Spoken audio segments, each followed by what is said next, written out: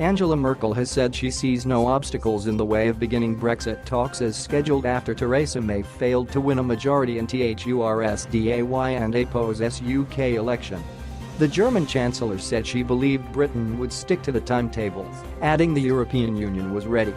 Mrs. Merkel added she hoped Britain would remain a good partner following the talks, due to begin on 19 June.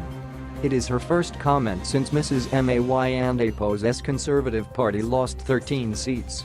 The loss left the Conservatives 8 MPs short of a majority in Parliament, plunging negotiations into uncertainty.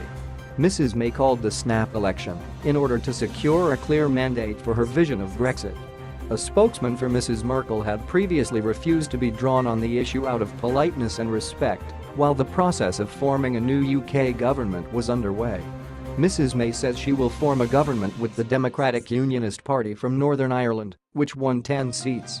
Mrs. Merkel, who is meeting with Mexican President Enrique Pena Nieto to discuss trade, told reporters gathered in Mexico City on Friday, "I assume that Britain, from what I heard from the Prime Minister today, wants to stick to its negotiating plan.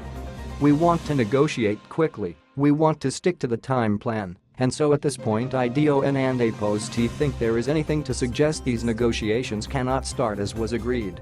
Mrs. Merkel went on to say she hoped the UK would remain a good partner. Britain is part of Europe, even if it will no longer be part of the European Union.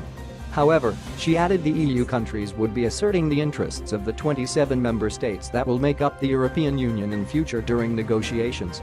Meanwhile, Michael Fuchs, senior economic advisor to the German Chancellor, told the BBC the result meant it was time for Mrs. May to face realities and soften her approach. Her wish and will was not really too much accepted by the British people, he said. "I have the feeling, because otherwise they would have given her a better vote.